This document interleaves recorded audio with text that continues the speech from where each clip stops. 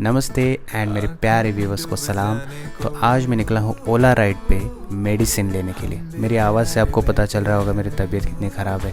वैसे अब 2 दिन से जो सर्दी और ज़ुकाम ने नाक में दम करके रखा है, क्या बताऊँ।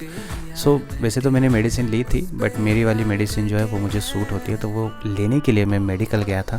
अनफॉर्चुनेटली मेडिकल में मैं शूट नहीं कर पाया। बाय द वे ये शूट मैंने मेरे गोप्रो से लिया है। कैसा लग रहा है आप कमेंट बॉक्स में बताना।